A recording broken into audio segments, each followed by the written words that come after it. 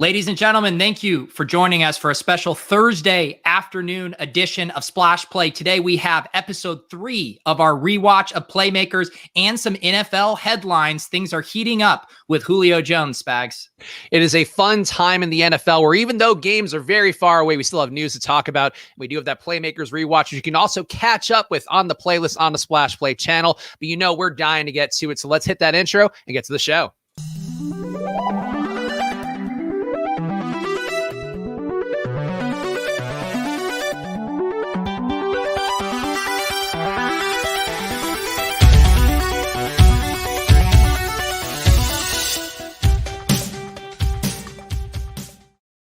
Hello, everyone, and welcome to another edition of Splash Play, the football podcast for every game under the sun. And as always, I am Chris Spags, joined by a man who I am greatly excited for. We texted about it this week. You probably saw it on Twitter. But the newly free man, Peter Overzet. Congratulations, and how are you doing, Pete? I'm doing good.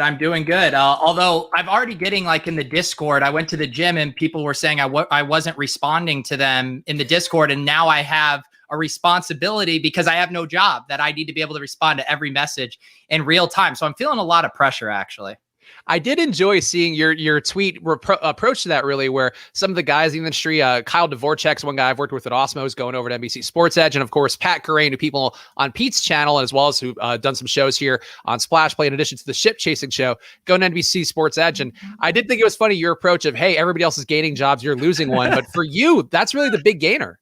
Yeah, no, I'm excited. It's been a long time coming. I knew I wasn't going to make it to August with being able to juggle it all as kind of fantasy football ramped up and stuff. So excited to pull the plug and dive in. And again, it's mainly continuing to do everything I've been doing, but hopefully better, hopefully putting more weight behind it, more partnerships, all of that good stuff. So yeah, I'm excited. And hopefully there will be some exciting trickle downs for both Pete's YouTube channel, which if you're watching this on right now, make sure you are subscribed to that channel, as well as the Splash Play channel too. We got to get those numbers up over there, as well as for the podcast. If you can, give us 5 stars and a review. And of course, subscribe on Apple Podcasts and Spotify. We are continuing to do shows all off season long. That includes our Playmakers rewatch, as well as keeping close tabs on the news every single week. But help us out. Go check out the podcast on Apple Podcasts and Spotify. Again, those 5 stars and a review help out a bunch. And throw us a follow at Splash Play Pod 2. You will know whenever we go throw up an episode. If we change the times around, sometimes we have to, obviously a holiday weekend, we know you guys have a lot going on. Pete's traveling. I'm going to be here still continuing to work like a monkey, but still that is how it goes here in the content world. So follow at Splash Play Pod, and we will follow you back too, because we care about you guys out there. In fact, I just followed somebody back during the show because that's a kind of love and personal touch we give. Pete, you mentioned the NFL headlines, and let's talk about them now. Patriots now leading the odds for Julio, at least on some of the books that I was seeing. AJ Brown's been posting viral TikToks, and reportedly the Falcons have received at least one offer with a first rounder. So I know you're following this stuff pretty closely for the work you do too. So how are you feeling about the Julio odds? Have things shifted around for you at all? Yeah, because we talked about it last week, kind of running down through all the things. I believe Patriots were your kind of ideal destination. That one I think still makes a lot of sense. I don't remember Titans being mentioned in that article as something they would be able to pull off cap-wise. I mean, obviously on paper, it makes sense. Their wide receiver too is Des Fitzpatrick or Josh Reynolds. I mean, he would immediately slot in and be a big part of that offense. So I'm not actually sure what the salary cap constraints might be there and why it wasn't referenced as a possible destination before, but the Patriots still do make the most sense to me, I think. Yeah, I think it's interesting. The one that I did see this week that I think has some merit would be the Raiders. I think that is a team that could make a splashy move cap-wise. They're one of the teams that has to move some stuff around to make it work, but that's one that I think we didn't hit on last week that I would give a little bit of a bump to, because they could certainly use somebody to soak up some more of those targets, and a Julio Jones, Darren Waller combination would actually be pretty potent, you would think, with what we saw last year from the Raiders. So that's one in. But yeah, I like the Patriots being the leading odds getter. I did feel like that was a pretty good bet on the board, and I'm intrigued to see if it works out for them, because it does seem ESPN had an article. Actually, it's funny because the NFL is so clearly in the offseason, but the ESPN homepage right now is, Pete, top 4 destinations for Julio Jones. Yeah, I mean, come on. That's we know what everyone wants. I mean, the Julio buzz is big. I don't know. The actually going to the Raiders is interesting. Last night on Ship Chasing, we had a big, long debate about Darren Waller versus George Kittle in fantasy drafts this year, because Waller has kind of surpassed Kittle as the consensus number 2 for a lot of people. I think Julio going there would really hurt that case, because the whole case for Waller, yeah, he's good, but it's a volume play. And if Julio goes there, I think him and Waller then are kind of competing alphas there for targets, and that would probably hurt Waller's outlook a bit.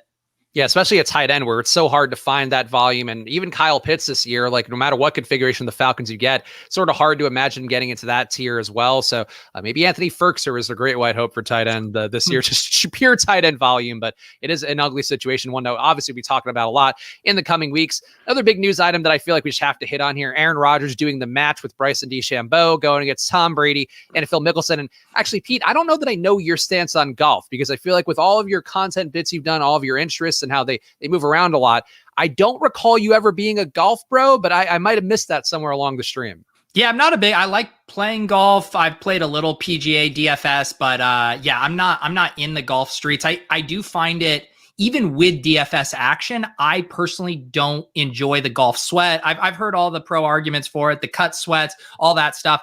I don't know. It's just not for me. I don't mind, watching a major finish on a Sunday or whatever, but it's never fully captivated my attention. I think this is just interesting though for Rodgers.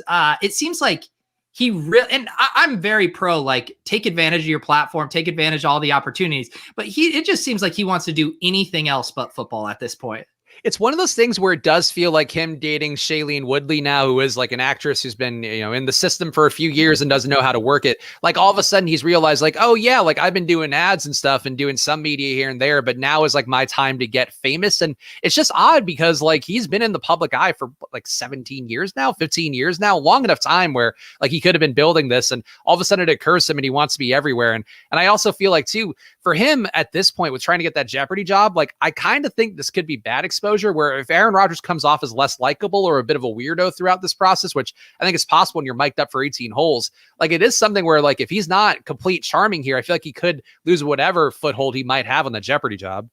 Do you think that all of this stuff, the Jeopardy, the match, do you think this is a concentrated effort by him to do like good PR to like try to, salvage his name after there was all the stuff with the family and, the arguments with the front office and stuff? Or do you think he just like genuinely loves doing all these extracurriculars? So I think it's a little bit of both. I think for him, though, it's more like, hey, I'm on the last legs of my career, so now it's kind of the time. Actually, this does kind of dovetail with the Playmakers conversation, but he's like Leon, where he's like trying to figure out the media thing. And I feel like that's where Aaron Rodgers is, where he's planning for retirement now or whatever comes ahead. And he also happens to be more in these Hollywood circles where he's been dating kind of famous people, doing the Taylor Swift strategy of dating people who kind of add to your fame level recently. But obviously, I'm sure he enjoys these people relative to whatever as well. But I do think that, that is a part of it too, where it just seems to be like he wants to be famous for whatever comes next and then to kind of keep that train going. And it's an odd change though, because it does feel really pronounced, I think, in a way that kind of feels phony, but that's always been Aaron Rodgers. So this is really pushing the limits of what's an allowed tangent here, but Aaron Rodgers having dated Olivia Munn, and then I don't know if you follow John Mulaney, the comedian, I did, yeah. Got divorced and now is dating Olivia Munn, which just like, I don't want to be one of those guys like, if John Mulaney and his wife can't make it, who can? But I did really feel that way about that one, because I've seen John Mulaney do stand-ups. Like his whole bit is about his wife. He's like a wife guy. That's his thing. He was like a big part of his stand-up set, his online presence.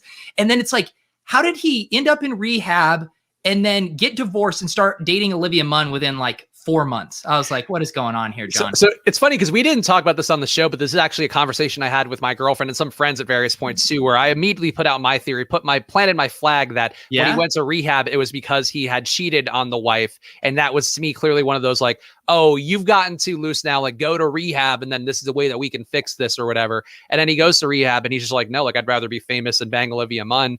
And Olivia Munn too is apparently chasing him down for a while, where she had like tried to hang out with John Mulaney and the wife for a period. I read that article. Yeah. It was like weird. Olivia Munn's apparently like very into like chasing down married guys is what the girlfriend is telling me, because I guess she has a history of it, but weird situation. And I agree, like to me, John Mulaney, it's not like Louis CK because they're two different scenarios, but it is like, oh, you're this really likable guy that has this one relatable thing that you've kind of planted your flag in, and then you throw in this other curveball about who you really are and whatever. And it's just, I'm sure it'll still be funny. Like to me, he's one of the funniest comedians I think we've had within the last 10 to 15 years. But I do think, it's sort of hard to find him that likable when he's basically just big timing, kind of like Aaron Rodgers. These dudes get so famous and it's like, I just have to live that life to a certain extent.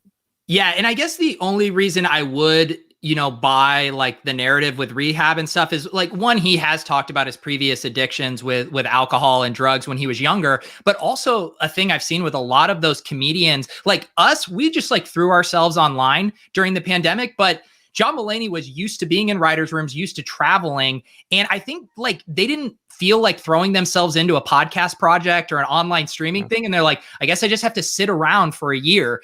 And I've heard some interviews now from him, like Jason Mantzoukas, these guys who are like very active live performers. And they just felt like they were just like in a closet for a year, unable to do anything. And I could see that like pushing someone who needs a creative outlet, who has a history of substance abuse, to just drinking and blowing up his marriage, which is sad. But I think the pandemic was hard for those guys. Yeah, I agree. And honestly, I'm proud. I know people out there, maybe I know based on other shows I do with Osmo, that people hate when you're on a sports show and you talk about things besides sports. But I do feel like you will not find a more nuanced John Mulaney take on a fantasy football podcast this offseason right now. But I'm with you on it. I hope John Mulaney works out. I'm glad he's doing shoes again. And honestly, like, I don't blame him. Like Olivia Munn, I certainly would have no issue there. I think maybe we've all seen some photos of her, though. I think she actually does. Now we're going into up. She was also nude on a television show at one point, or a movie. So you could also point to that as well. I love how you went from, we just had like a very productive conversation about John Mulaney to we've all seen some photos of Olivia Munn. I mean, she's a lovely gal, and I hope it works out for them. Apparently, they met at church, Pete. I don't know if you knew that part. So yeah. Celebrity church in LA. One thing that I have not done out here that apparently I'm just missing the boat entirely. I guess you're going to be careful with that. When you go to celebrity church in LA, you end up deep inside the bowels of the Church of Scientology there. Well, I think it's weird, though, because like there is a Scientology part, but then there's also people who are like very into Christianity, too, but also with Scientology like fervor. And I think that's an interesting wrinkle, too. One that they would see right through me. And I also presume if I enter a church at this point, I would just be lit on fire the moment I come in. Do you have a pick for the match, by the way, if we're going to go Aaron and Bryson versus Tom Brady and Phil? I think Aaron and Bryson, for whatever you could say about both of them as personalities, like, being a little bit less likable than the other guys, I do think Aaron and Bryson win this one, I would say handily. Okay. Yeah. I was going to go. I actually don't know how good of a golfer Rodgers is. I will say like Brady seemed fine in the previous match. He's now used to this format, being under the limelight here. And I could see Bryson, getting himself in trouble on TV, just really trying to bomb it as he's known. Maybe he's a little loose, not as focused. Give me the Brady and Phil side, Spags.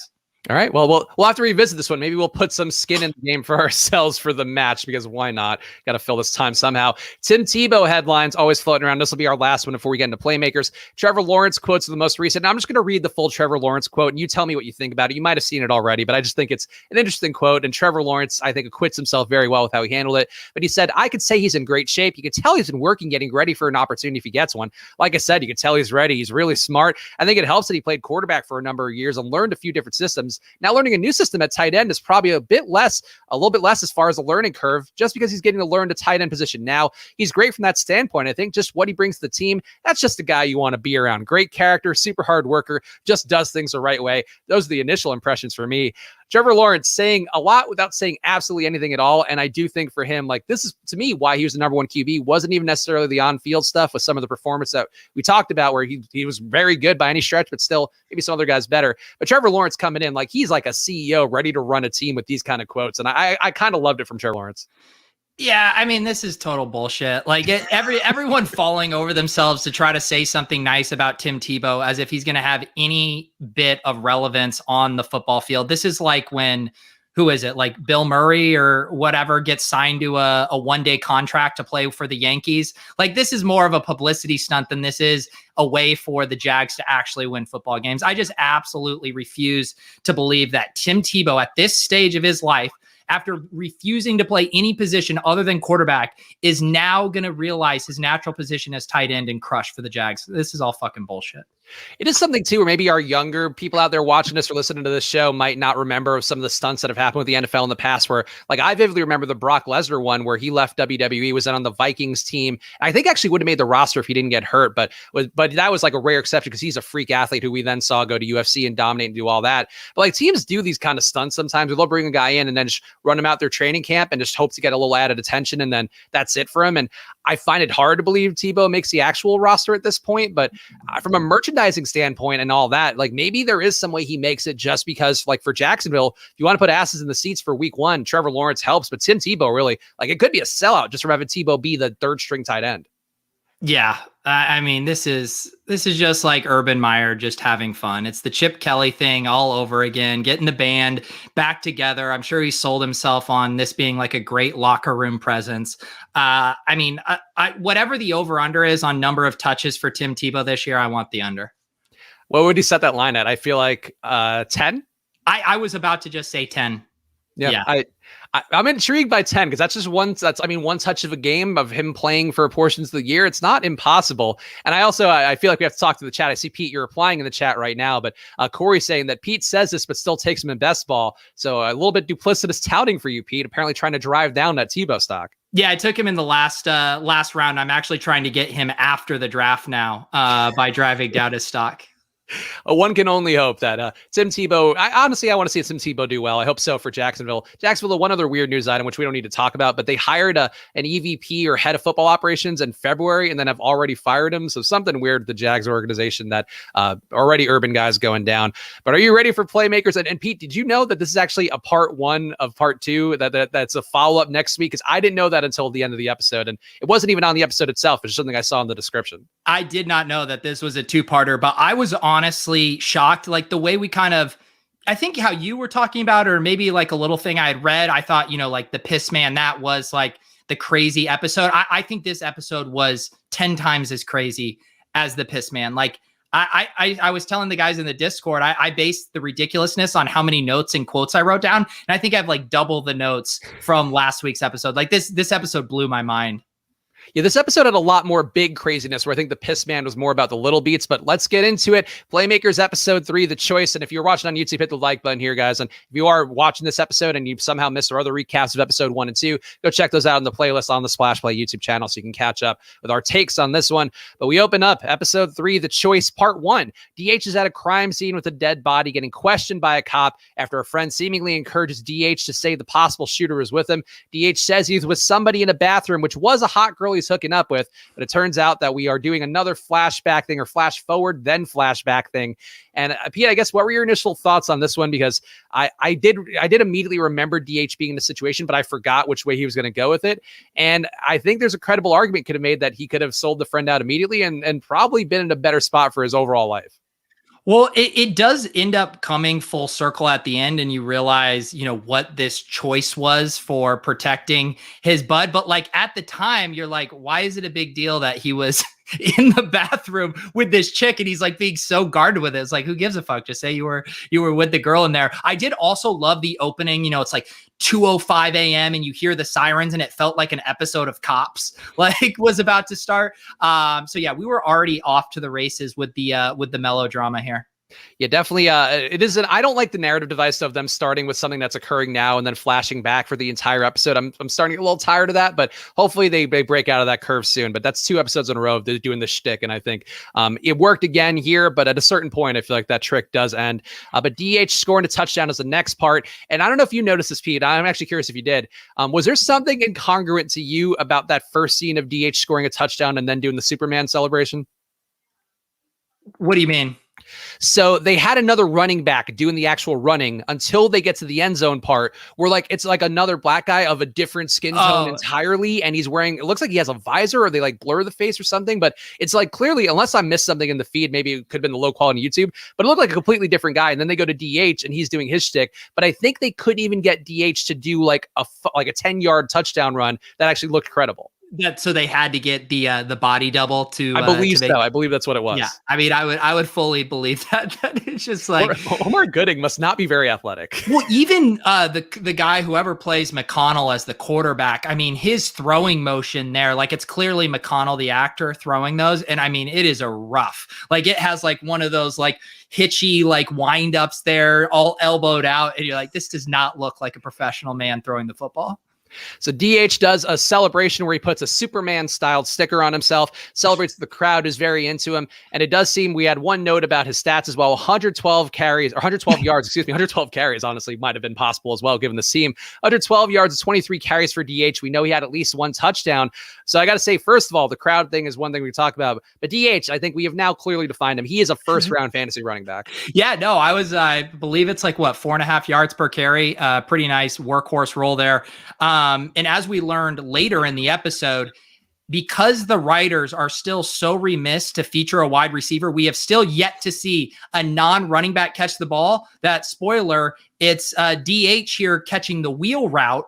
It's because they just refuse to show a wide receiver catching the ball. I mean, he's the entire offense. We did get the one guy who had like some generic white guy Polish name. It was like Svarkowski or something. Yeah, who McConnell overthrew him by 50 yards. Yeah, I got so excited when I saw the back of his jersey. I was like, we're going to get some non-DH fantasy points. And then the ball goes right over his head.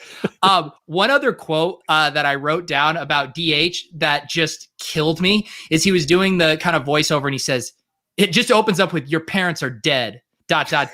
Don't care about losing a game, which, like, yeah, when you put things in perspective in that way, I get it. But then 4 seconds later, he goes, besides, you played great. And we're like, all right, we're back. Whatever goodwill DH had, brought up by reminding us of his parents' death, he just immediately erased it, being like, the true reason I don't care is because I played well, not because my parents are dead. Yeah, I guess he wins both ways then, other than the part where both his parents are dead, I suppose. But yeah, that's kind of seems to be DH's MO, and he did play well, so kudos to him. I guess we will see that flip. The Cougars lost. Leon isn't happy with DH, even though McConnell, I mean, here's the thing with DH. Like, DH did do the grandstanding, all that, but did have a good game. McConnell, unequivocally the one who blew the game. He's being interviewed by reporters. He says, I don't play it safe, if that's what you mean. And then the reporter asks, even if that's the smart play? And then McConnell clearly defeated, which, Pete, I feel like you might relate to that with some of your chess battles recently, but he clearly got outdueled by that reporter. Yeah, and I also love the quote that set that up as he goes, the media wants to mess with your head.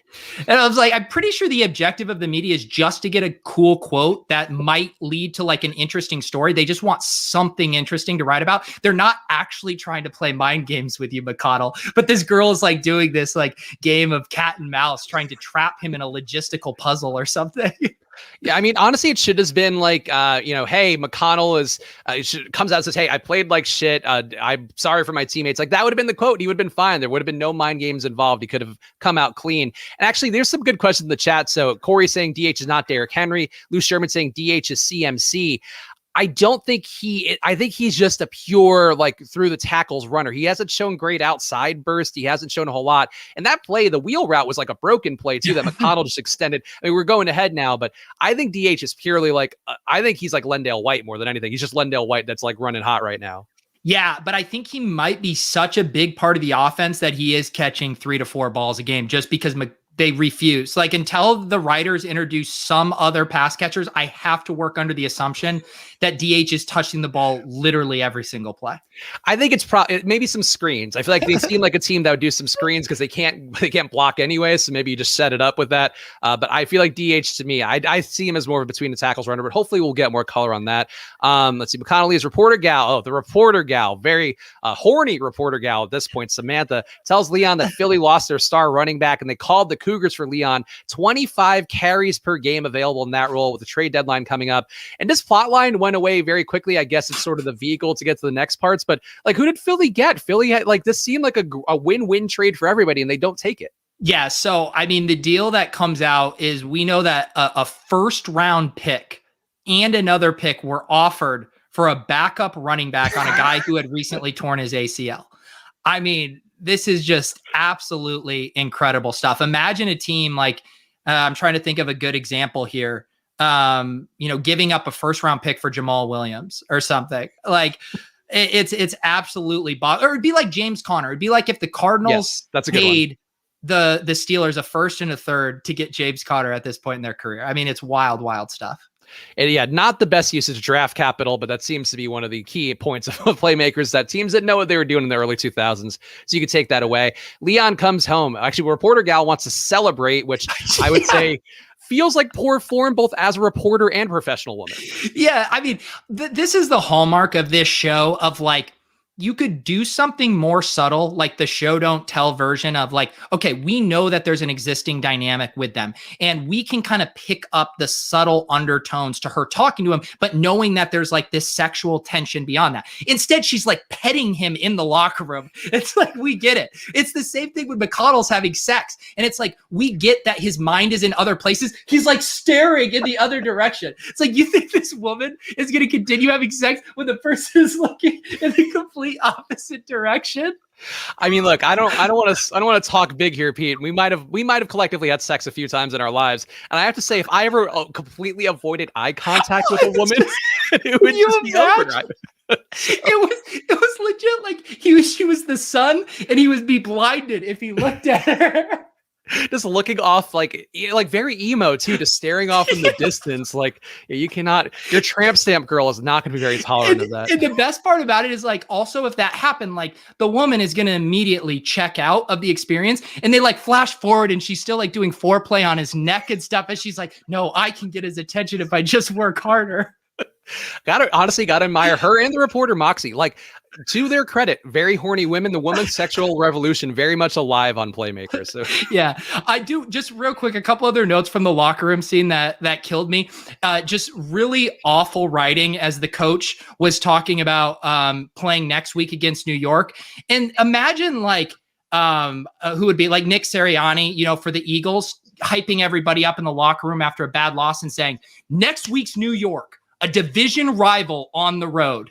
Like, no coach talks like that. Like, you don't tell your team that it's a division rival. That's what a pundit says. You just say, "We're playing the fucking Giants next week. We have to win." That's what the coach says. But the writing is just so lazy on this show. It drives me crazy. Actually, are you watching Mayor of Easttown at all? Yeah. Okay, so we started watching that yesterday because we're trying to catch it before the finale. And I think one thing about the show, no spoilers about it, but one thing they do well is like the exposition in the show comes in like natural ways where it's like, oh, this character is explaining to a therapist like why this has occurred, or this character is explaining to this like why this has occurred. And I feel like Playmakers is the exact opposite, where it's like, oh, this feels like a natural way to bring up that, some character died or something. And instead in this show, it's like, yeah, like football teams play occasional other teams very frequently who are geographical rivals. And it's like, thank you, Playmakers, for spelling that out. So I fully get it. Yeah. What else was from that locker room? I think that was it. I just thought the coach there, just like the least believable, like, let's rally the troops speech there. Yeah. Not quite the game of inches from Any Given Sunday. Leon on to being flirty with his wife because Philly might trade for him. It's the chance he's been looking for. He's willing to go for 3 months and find a place. And it's tough to continue this take on this episode where things start to go south in their relationship. But the wife, not supportive of the PEDs, now not supportive of him being traded. She doesn't want to leave because they moved from Carolina 3 years ago, which is honestly a pretty good amount of time for a pro athlete to be in a spot. And then she's also suspicious of the reporter gal and thinks him wanting to move is reflective of that. I just feel like the wife sucks. I think, you could also say Leon sucks. We've said that too on the show, but their relationship is just trash. And like, I do feel like the wife is kind of cruising the right way here. They probably just shouldn't be together at this point. I will say too, like my barometer for like the show, like I'm dialed in, like in almost every scene, like excited to see what ridiculousness is going to unfold. But when they have Leon and his wife scenes, I'm like, this is just painful. Like, can we move on from this? Although there was really one funny moment in this scene where it ends with her just flipping him off as she walks away, which I know it's supposed to be like a tense moment, but I'm just imagining getting in an argument with my wife and just her walking around like, fuck you, I'm out. Like making a gif on your right there. But yeah, they have a tough dynamic, and the wife really it gets worse. We'll save that. Yeah, God, it does. Do you have anything else from the house scene, or do you want to keep it moving? No, yeah, it's my least favorite part of the show. It's uncomfortable. The Leon suffering continues, but I guess we won't spoil that yet. DH introduces the owner to his crew of Tyrell, Smalls, and Cal. So reasonable names for these guys, I guess, besides Smalls. Smalls clearly a key figure here, the one who controls the phone, it seems, based on how often he's calling DH. The owner supports DH's on-field antics, says he's going to be the face of the team, the face of the family, whereas Cal and Tyrell have rap sheets, and the owner says his friends shouldn't be here. The owner wants DH to do a charity golf tournament on the day of his friend's GED graduation, which, quite frankly, I didn't know was a thing. It might be a thing. I don't know that that's a thing. And he says, you stay with the friends you grew up with, or they're going to drag you under. And that is a core theme for the episode, Pete. But I feel like the racism, the subtle racism going on here, a lot of it. But like the owner does have some decent points that I guess get borne out by the end of the episode. Another one of just my all-time favorite DH lines that just absolutely killed me. He goes, the GM goes, your friend Cal was found guilty of aggravated assault. And he just immediately goes, so? It happens. That's life in the streets. I know. Just like, I feel like a more believable reaction, just feign some concern of like, oh my God, dude. Yeah, he's such a bonehead. Like, that's awful. He's just like, so? Like DH's devil may care attitude is what guides him on the field and with his choosing his friends, I guess. And then is there anything more just like forced and manufactured than the drama of this episode is whether DH would go play golf for $5,000 with these guys or go to a GED party. Like those were the stakes of most of this episode. So here's the other part too. And it's actually a question that I have for you. The owner says people are willing to pay $5K a hole to play golf with them. So that means $90,000 that these telecom executives are willing to play. And I don't know what charity golf tournament was going on because there was clearly only one group there. And it was just these 4 guys hanging out and playing golf. So the owner, I don't know if he's selling a bill of false goods or that they were just like, we don't need to produce a whole fake golf tournament here. Let's just kind of do this small group. But I did think, Pete, is there anybody, I know you like to spend your money in occasionally silly ways. Is there anybody you would pay $90K to play a full round of golf with? No, not even close. I mean, what about $9K? I don't even think so either. I mean, I guess I'm trying to, because here's the thing too, like a lot of these guys, like I might love them as athletes and fantasy players, but I don't necessarily know if they would be that fun to play a full round of golf with. I'm trying, there's probably, man, who would I want to help me out here? Do you have someone, would you play 5K for a full round of golf with someone? What about like not sports would be my question. And then you're opening up to hot girl stuff where maybe you're playing a round of golf. So I guess let's teeter out escorting.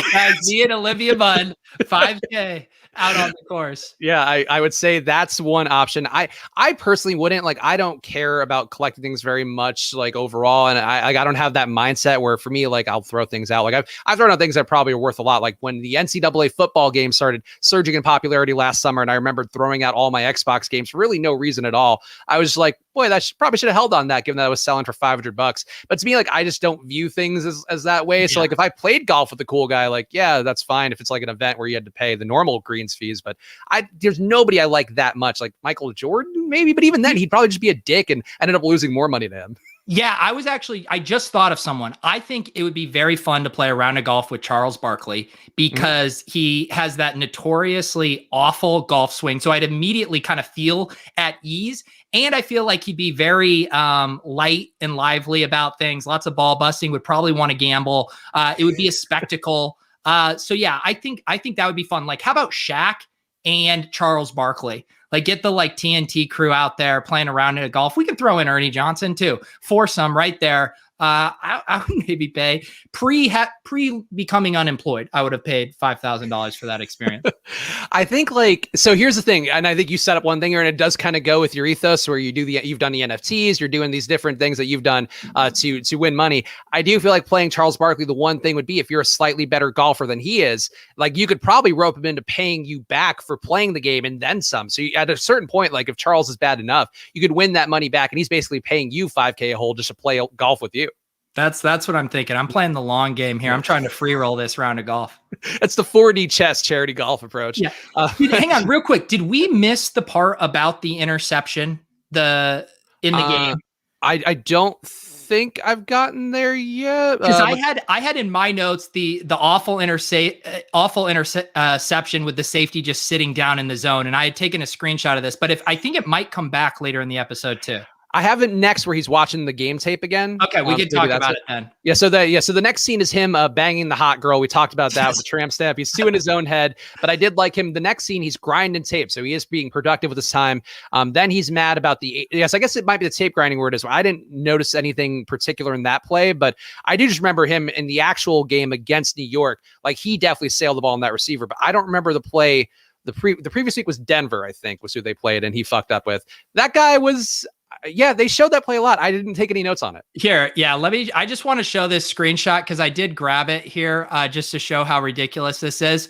So this is the look that McConnell sees here. I mean, defenders everywhere, like not even disguised, just completely sitting down in front of him. And then notice the receiver out here, just literally wide open for a touchdown with his arm up. And McConnell's throwing it into, I see 4 white jerseys right here. I mean, just awful decision-making. That's funny because like I remember seeing the other angle of it where they show like his first person view and it doesn't look that bad. I didn't catch this particular grab of it, but that is definitely very, like that guy is just right in front of the receiver. There's no ambiguity. I just don't know what. And then the wide receiver just wide open in the flat just kills me. I mean, that's a walk-in touchdown right there. It's kind of funny because this play, and I wonder maybe if there was something with the footage that they changed things around or like made the situations different, because the OC later in the game during the New York game is talking about how like, why'd you force the ball there? And in that New York game, the receiver was wide open, like could not be more open. Whereas this play, like whoever's throwing this ball is clearly forcing the shit out of it. I would say that would be more accurate to point out this foible. This is clearly a gigantic foible. Yeah. And so then the coach comes and gives him the playbook for New York. And it's 80% run plays. I mean, this is just killing me. And they're like, learn the plays. I'm like, what do you need to learn? You're just handing the ball off every single down. He's got to learn his protections and stuff. There are things that go into that. And I think McConnell's reaction to that, this is one that bothered me. Obviously, we talk a lot and across fantasy sports about not buying into DVP or BVP in baseball, all those. But McConnell thinks he should destroy the safety again because he played well last time. And somebody needs to tell McConnell it's not how sample sizes work. They're giving McConnell the Jimmy G treatment. It's like, sorry, bud, you were too much of a liability. You need to hand the ball off 40 times a game. That was just beautiful. And then the little prop bet with the coach is just one of the most absurd things I've ever seen in my life. Yeah, we continue the proud tradition on Playmakers of athletic competition on the field, settling any sort of scores. The offensive coordinator says McConnell needs to be humble to be a winner. McConnell's asked if he learns that at a JUCO or his 1 year of Division II. So the offensive coordinator challenges the star QB to a throwing competition for $100. And I have to say, once it played out, like it made more sense. But initially, I put this in all caps because I was like, Me are too. you kidding me? What an asshole thing to do. Well, also, it did like come around a little bit, but initially it's like the whole issue with McConnell isn't his arm strength, it's his accuracy. So how are we going to settle this beef, seeing who can throw it the furthest down the field? I was like, can we at least have some kind of accuracy element to this? But little did we know that the angle shot there was using the golf cart that just happened to be going by to win the bet. Yeah, so McConnell hits a 65-yard throw, whereas that's a good point. The offensive coordinator does throw an accurate pass into Chekhov's golf cart that then helps him get going, and it goes downfield. And I have to say, like, in terms of a teachable moment, like, clearly McConnell, this didn't resonate for him in any way based on what we saw in the game itself at the end of the episode, but I honestly thought like a pretty good moment by the offensive coordinator, a little too clever. Like there's no way a real offensive coordinator is doing that and also hitting the throw and having the lesson pay off like that. But like, it's like an Aesop's fable come to life. I feel like there's a lot of learning things here that went on from the OC. And this goes back to just the writing just being so unbelievably lazy. So what are the two practice arguments we've seen? How do they get settled? 2 running backs and a 40-yard dash and a quarterback and an assistant coach who can throw it the furthest. I just saw a clip the other day of Carson Wentz and Mo Alley Cox playing a game of knockout out on the field. They have like some busted up hoop and they were playing this very fun game of knockout. And it's like, give us something believable. These guys are action junkies. Like my guy, Patrick Laird, was saying they were having chipping contests at their practice facility. Like anything to see like these guys as competitive juices showing elsewhere. They could be playing ping pong in the locker room. I would believe that so much more than who can throw the football the farthest. Yeah, but it ends up being that the smart OC there winning and showing McConnell something that doesn't take to heart. Also, this is a complete tangent, but it reminded me with what you're talking about. Did you see the clip of Myles Garrett playing pickup hoops and dunking the ball this week? No, I didn't. So he's obviously a gigantic man. He's playing, I don't think against teammates, I think playing against like rec leaguers or something, but he's like crossing him over behind the back and dribbling it down court and dunking it on him. And he looks like the largest man who has ever lived doing this. Like he looks like somebody that they would create in NBA 2K, just like to have the max size, like max weight and all of that. And he's unbelievably athletic. Like if you haven't seen this clip, I don't know. I'm going to get it pulled up here. Hopefully you don't get DMCA'd on it, but it is, jeez. Yeah. and again, he's enormous. Like, look at that reaction shot. Like it's like he's literally twice the size of these guys, both vertically and horizontally. Man, that is the thing too, is like, you know, one thing I've heard, and I generally agree with, that a lot of NFL players are guys that played basketball in high school, but then didn't have kind of like the prospects to go on and be elite college basketball players. So they transition over to football where the athleticism just translates in a more easy way. But then you see guys like Myles Garrett and you're like, these guys are as physically gifted and coordinated as those NBA players. Like you see him there. It's like, you imagine if he devoted his life to basketball since he was the age of 16, like there's no reason he couldn't be playing in the NBA. Yeah, he's definitely got a Zion Williamson look to him there. So buy the Myles Garrett Top Shot, I guess, and hope that that wins sales. It's only if it's a hollow, though. That's the only way you can assure the value. Guy playing golf with DH saw him go for 278 yards against Tech in 3 quarters. And DH is shockingly competent for a guy, or at golf for a guy who doesn't seem to play golf, or at least historically hasn't played golf. But I do have to say, I feel like the 278 yards, it is college, and he did say Tech. I made sure to make sure like he wasn't saying like Texas or something instead, but it seemed like it was a college game. And like that happens a lot, Pete, but still like 278 yards in 3 quarters. Like DH is legitimately a beast who is getting the workload at every level. Yeah, you mentioned Lendell White earlier, a guy that played high school football very close to me, went to USC. I think he probably had a couple 275-yard games at USC, I would imagine. He was in that range, but he had Reggie there too, vulturing some of those opportunities too. But yeah, Lendale's the sad part of the USC story where he was so good in college, but got no respect at USC. Would get, I think I've said this on stories on the show before, but there was one frat party I went to where they didn't let Lendale White in, let every other guy on the football team in because Lendale wasn't 21. And I don't know if he's just a dick or something, or at least was at that point. But, wow. Yeah. That's a tough scene. So yeah, about this DH golf shot, like again, they do the voiceover where they're trying to play up the kind of racial undertones here of the black guy from the hood not having played golf. So, and I believe that, and I fully expected a shank, an embarrassment to kind of play up that dynamic. And then he just drills it, having never played in his life, I believe is the implication. Just the most perfect drive on the number 1 tee with all the pressure. Are you buying this? I did think that he had played some golf since being rich, because I think that was a subtext, like not in this particular environment where he's playing with like tech CEOs or whatever. But I do think that he had played some golf, like, because he was saying like, now you're here and you get it. But I do think like he would have to have played a lot of golf for that clean of a stroke. Like and maybe that was actually Omar Gooding doing that one, because I didn't see quite as much of a body double. It was far enough away where it could have been. But yeah, I don't know. It was a really good shot, and clearly DH is a very talented athlete, even though still not in great shape. And the writers, I mean, they got me on that one with the fake out, because they did a zoom in on the ball right before he swung, and there was like a fly buzzing around. It was like everything they were trying to say is he's about to be distracted and mess this up. And I was like, all right, you guys got me. I don't know the reason why you had to get me on that one, but congratulations, you got me. Maybe it was part of like again, because of the ham-fisted writing, part of them being like, oh, he does fit in here too. Like he could go this way and could be equally comfortable, and he's charming with the guys and all of that. So I think that's more what it is. Whereas if you showed him like being embarrassed, it would make it a little too obvious the way that he would go later on. So I don't know. That's the way I would think it based on what we know of the hackneyed kind of Playmakers writing. The DH on the field gets a call from Smalls, or on the course gets a call from Smalls. He doesn't take it, with the owner giving a very skeptical and racist old white guy eye. But we will see later on Smalls coming back in. Leon's trade didn't work out, and he is not pleased with the wife's unconvincing "I am sorry." She then says you can't play forever. He's not pleased with that either. Either the wife would not still move for a trade, even though this one's fallen through, and she's talking about other ones. And then she says, "This is our success." Leon does not take that well. And Pete, before we get into some more of the quotes here, as a man who's been married for a while, could you imagine how this fight would go in your own life? Yeah, I promise you it would not end like it did here. I was just like, I started to see it coming. I was like, okay, I know what's happening here. And I was just like, this is the ultimate Playmakers, NFL taboo bingo card. I mean, this is the one right here. Once we hit domestic violence, we have finally covered every single taboo of the NFL. So he says, "I made it. You furnished it," regarding the house, which I felt like was a pretty strong line. The one you don't want to say if you want to save your marriage. She takes credit for his reputation in the community, which kind of bothered me. And I've been very anti-Leon. I also think the wife sucks. I think I've made my stances clear. But I do think that like she's taking a lot of credit for things that aren't necessarily deserved. Like, you think they're going to dislike the pro athlete because he wasn't doing like occasional meet and greets with people for his charity? Like, I don't think that mattered very much.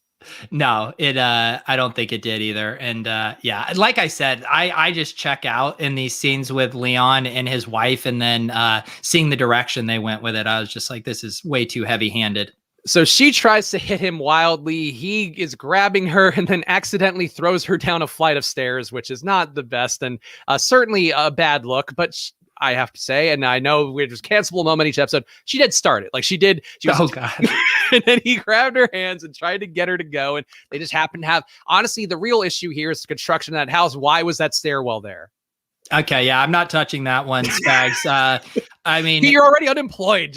No, I mean, the story that the kids heard was that she slipped on a toy and fell down the stairs. So, I mean, that's their story and they're sticking to it. Yeah, I would still say stairs in the middle of your house, never going to be a good idea, especially with kids. But the boys are told he tripped on a toy. She packed Leon's bag, will let him tell the sons why he's leaving. And at this point, I just wrote yikes. And I feel like that's just a recurring theme for me with these Leon scenes where it's just yikes. It's uncomfortable. You'd maybe find it like darkly amusing if you just look at it like, oh, it is still a TV show with them doing this dumb shit, but just terrible. Like, again, they should just be out of each other's lives. And that ends up not being the case. DH's boys come over next and they take over his TV to play the video games. But his boys are also shitting on him at the same time because he did miss that GED graduation. DH ends up snapping, says he doesn't need anything standing in his way. And I have to say, for a bunch of guys who are street toughs who grew up in the hard knocks life, pretty fucking emotional about this whole thing for themselves, and they're clearly being very annoying. I felt very sympathetic to DH here. This part killed me. So hang on, I need to ask you a question to try to figure out how ridiculous this part was. Who owned the gaming system in your mind? I think Leon did. I mean, yeah, not Leon, excuse me. DH did. So Leon why are they? Leon actually owned it. DH took it from him. So why are they walking out with his game system? And the because one he didn't guy want to play anyway. They're still wearing his headset, and then it was like it was like they initially were like, yeah, we're getting kicked out, but we're still taking the game. And then Smalls is like, you know what? No, we don't need any of your stuff. It makes his buddy take his headset off and give the whole thing back to DH. That part killed me. It was a little sad. I hope they had another video game console at their home. It didn't seem like it if they're taking the one from DH's house. But I guess on this little spat, Pete, are you more team DH or are you more team Friends? Who I think they have a case to feel betrayed a little here, but they clearly are also mooching in a very inconvenient way. Yeah, no, I think so. In the macro sense, I'm definitely team DH, but yet it didn't seem like believable in how much he has, basically appeased them every step of the way and has been willing to forego professionalism, being to practice on time because of his entourage, because of these other things in his life. So it seemed like a very convenient time to be like, now I'm done with you guys. So there was a little sympathy, but the way they write it with these guys just loafing and playing video games, it's pretty easy to side with DH. And then Leon has for some reason we cut back to Leon. Leon says goodbye to his boys, points out that accidents happen, but it's just another yikes scene, and we just move on. I'm so over the little Eskimo kisses with his kids. Like, let's go. The kids are very cute, though, to their credit, I feel like, and they have great attitudes about this catastrophe going on around them. We are then on to game time, and a game that decides their playoff spot, though they make it seem more urgent than it is because apparently there's still going to be more chances for them to make the playoffs. And one thing that jumped out to me, and I guess you can maybe ascribe it to the fact that it is a game where they can make the playoffs. DH returning kickoffs while taking about like 30 carries a game. Not something I would do for my star player. I wrote that down immediately. I was like, either this guy is head and shoulders the best player on your team, or this I mean, just why in the writer's room can we not just introduce one wide receiver who also returned punts? Like, you can just make him another character. Like, I just can't take it with Harris being the entire offense. Yeah, I wonder if they wanted to do that. Maybe they're like, no, you can't focus on this many people, like trim it down or something. Cause I agree. Just having one guy there who's also important, I think would have been helpful, but DH getting bottled up in the game. The players keep referencing a Superman showboating every time they hit him. McConnell's wildly overthrowing a receiver for a pick. The OC says the play was forced, even though, as I mentioned earlier, the wide receiver is wide open. And then McConnell says he's never been replaced in a game, but it would be a relief. For the first time, you think he may never play well again. But the Cougars down 16-10. McConnell has open receivers everywhere, but instead decides to hold the ball in a clean pocket, scramble around until he completes a bomb to DH that DH catches with great aplomb and then fumbles at the goal line while taunting like a young Leon Lett. And it is just a series of incompetencies here, Pete. Yeah, there's so much going on here. So first of all, McConnell has the voiceover where he says to himself right before the play starts, be humble, take what's given to you. And then he immediately just hands the ball off. Like, I thought we were setting up for him scanning the field, making a good throw. No. And then also his voiceover of it would be a relief to get benched. And I was like, okay, I see that. And then he goes, it's not that you gave up. And I was like, it does seem like that would be giving up, McConnell, if it's a relief to be benched because you can never envision being good anymore. To me, that is the literal definition of giving up. Got to give McConnell credit, though. It was a pretty good throw, but I really questioned going to a broken play at that point of the game when he did have, there were guys open, that he was looking at that could have theoretically run the ball downfield, and instead he did that approach. And I feel like we're seeing right now, McConnell, clearly not the star on the team, and they are writing up 80% of the plays to be handoffs.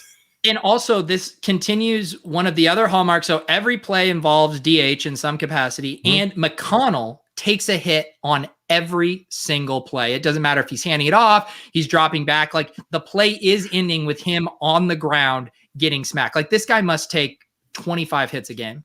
I mean, honestly, I guess you could start to see why he stares off in the distance while women are going cowgirl on him, but that's neither here nor there. After the game, Olczyk, pissed at DH, pins him up against the locker, and Olczyk lifts him up by his throat. And I feel like, given how big DH is, like, Olczyk is a monster. Like, Olczyk is like pro wrestler strong with that.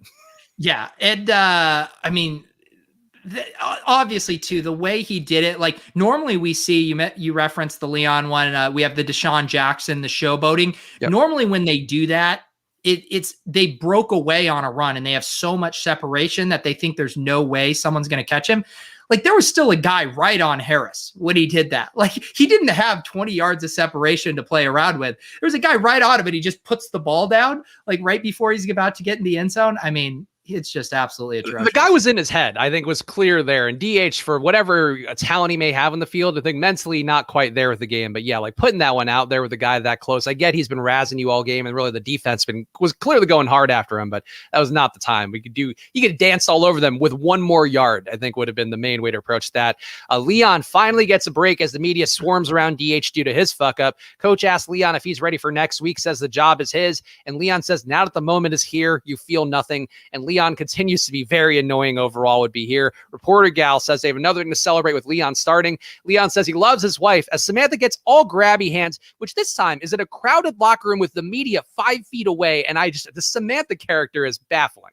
Yeah, this is actually maybe what I was referencing when I was saying she was petting him in the locker room, because it was both times she did. Okay, yeah, both times. It's just like so over the top. And like, can I believe that there would be some romantic vibes between a player and reporter? Sure, I'll buy that every day.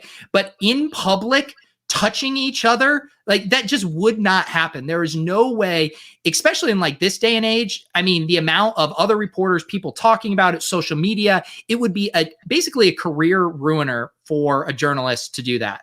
And, yeah, and I think as a woman too, like she would be stronger than that. Like I think it's kind of just like, not that the show is like great to women in any other way, but like it's like disrespectful to like female media people. I know that's me being maybe a little more woke than they were in 2003 or whatever, but like it's just shitty. It's just shitty for her too as a character. Yeah. Also, there was the thing where the reporters in that scene were at McConnell's locker room, and they go, "What was going through your mind?" And it like he was pausing, trying to think of a really good response, and he gets like that smile on his face, and he goes, "Absolutely nothing." And he was so satisfied with that response.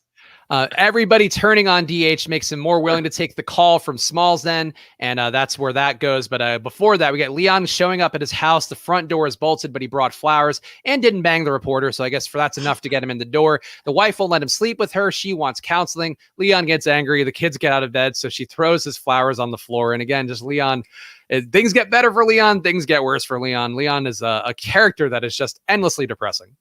I also love the camera work on that one. So we see, Chekhov's flowers. We see the flowers. We see them on the ground. We know they're on the ground. The scene ends, and then the camera pans down once again to the flowers on the ground, in case we forgot the metaphor about the bloom being off the rose for their relationship. Yeah, I hope it works out for these two crazy kids long term. But boy, right now they are one of the most hateable couples. DH's friend flashes a gun, and I think this is actually Cal, flashes a gun at a dude talking shit to DH at a club. The guy is also pretty aggressive, and this to me, I guess the fans recently in the NBA have been so egregious. Like Knicks fans apparently one guy spat at Trae Young.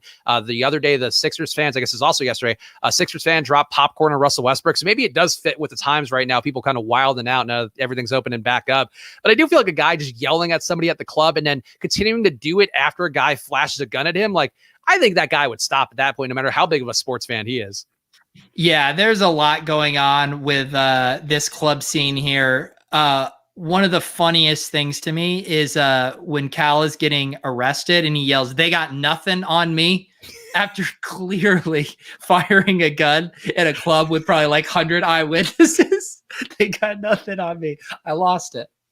And then the guy was waiting outside for them, allegedly. So one of DH's crew, the aforementioned Cal, did shoot him.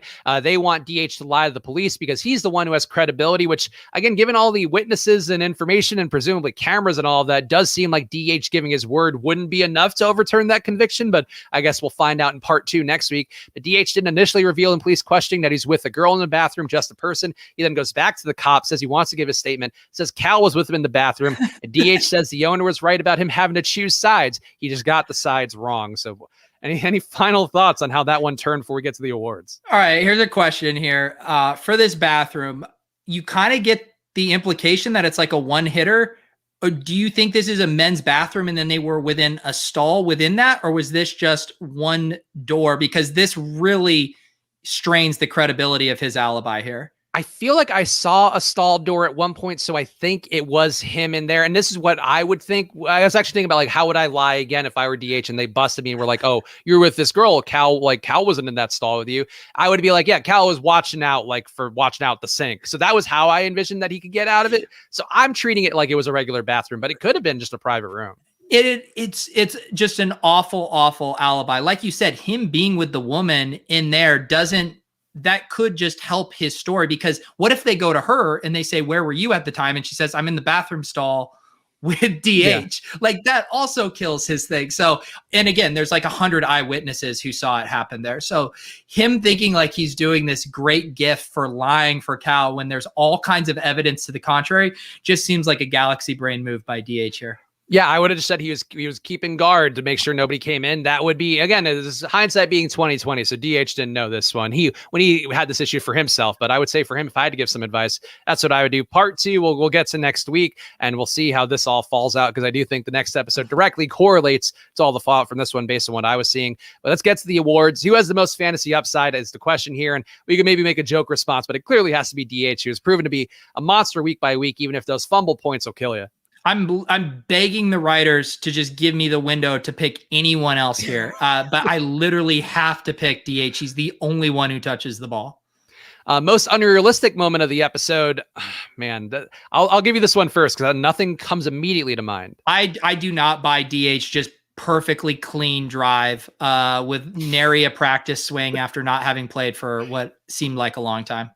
I will say the coach hitting the golf cart, like, I bet he could have that idea. He could have that in concept, but I bet that coach misses that throw at least half the time. I think that's the most unrealistic one for me.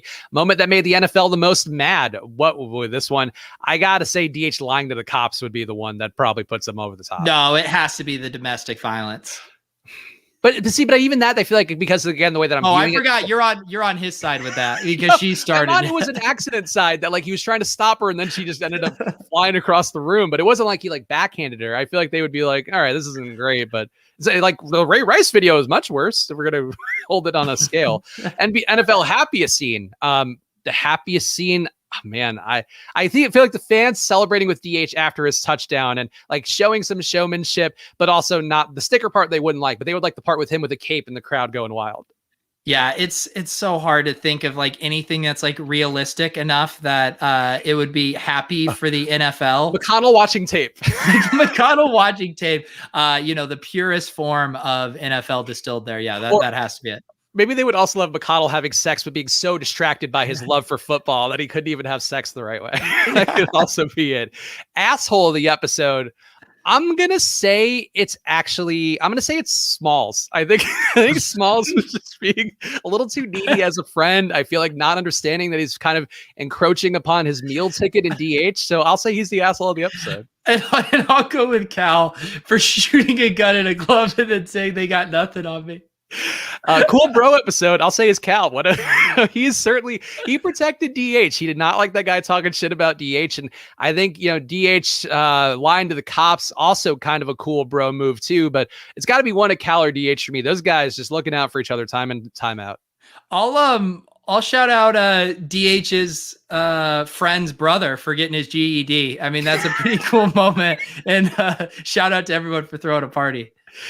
Teammate bonding of the episode. I feel like it's the lineman coming back on DH's side here, where they like DH is realizing who's on his side. The lineman, I guess, has his back in the media interviews, and whereas the owner doesn't and everybody else doesn't, that's why DH decides to go the other way with things. But I think the teammate bonding is this lineman guy, and really arguably as much of a victim of abuse as Leon's wife is. But I feel like DH has gotten his head so much, and he's still there. He's willing to be a teammate, ride or die with DH till the end. So I'll give it to him. You know what? I was just racking my brain because there is so little like teammate bonding, but we did have the scene early on with Olczyk and Leon, in McConnell, where McConnell was beating himself up after the game and Olczyk was kind of being like, hey man, you just got to shrug it off. You can't let it stick in your head. You just got to move on. And that was probably the closest we got to some actual NFL bonding there. Best Actor Award. I don't even know which one this goes. I'll let you go first. So even though the premise was not believable, I think the reporter like hitting on Leon, like she's like a believable actress to me. I thought she like nails those notes pretty well. I'll give it to DH just because I feel like he's sort of representing a real push-pull that maybe similar people have gone with. And I feel like they gave him the most dramatic meat on the bones, and it wasn't quite as hackneyed as the Leon stuff. So I'll say that's my best actor. Worst actor to me is going to go to Leon's wife. And I just feel like I didn't love that old part. Felt like it made it even more uncomfortable. I feel like she was not a great actress. No, yeah. Worst actress. Yeah, I'll double down on that one. Also, I'll go with the coach delivering the line about we have a division rival on the road and we just lost to an 0-7 team.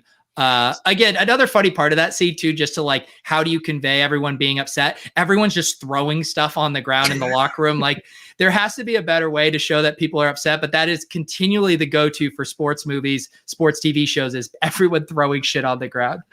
Scene that wouldn't be on TV today. Man, that's another tough one. I feel like the domestic violence one, like there are still enough shows that like again, Mayor of Easttown, really all these shows are now about somebody killing an innocent woman somewhere. So I would say not that one. What do you think? Yeah, I still think the domestic violence would be something that they wouldn't touch like that. Yeah, I don't know. Would you have a guy getting a blowjob in a club while it's getting shot up? I don't know. Yeah, I feel like all these scenes would still be on TV today. And, really none of them are going to jump out. If you have one in chat, feel free to drop it and we'll shout you out. Playmaker of the episode, I feel like it has to be Cal. I mean, he's a better job of protection than McConnell's offensive line. DH clearly a star player but he also fumbled at the end of the game, so you got to dock him for that. And Cal's getting results. He got one body on himself today, so I'll give it to Cal. Yeah, I'm going to give it to.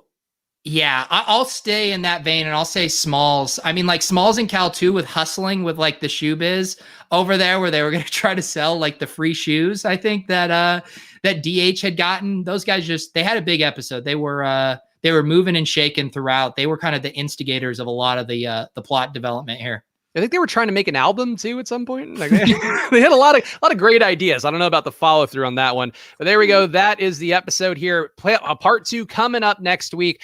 Pete, tell the people what you're doing here because I know you got a little time away, hopefully for yourself. So what's the schedule? Yeah, no, I got randomizer draft tonight with Andy Holloway from the fantasy footballers. And then, going to take the weekend off. I might do a chess stream if the weather is bad, going down toward the beach this weekend on Cape Cod. The weather's not looking good. So I might pop in for a chess stream. You know me, if I go 2 days without a stream, I start getting the jitters. Otherwise I will be back on Tuesday morning for a best ball stream. So going to take a few days off here. Now that I'm unemployed, I just really want to lean into not doing anything. And I have shows. I have actually 2 more shows today for Osmo. Got shows tomorrow as well, and Saturday, and maybe even Monday. So boy, the fun never stops here. Also, funny you said Cape Cod because I told my girlfriend, I was like, oh yeah, Pete's going away, so you have to record tomorrow. And she's like, oh, where's he going? I was like, I don't know, but I bet Cape Cod. And there you go. That's where we landed. So there we go. Enjoy your holiday weekends, guys. Make sure to hit the like button and, of course, subscribe to both Pete's channel and the Splash Play channel. Check us out at Splash Play Pod. Follow us on Twitter and Instagram. We will follow you back. And we hope you guys enjoy your holiday weekends. We'll catch you guys again very soon.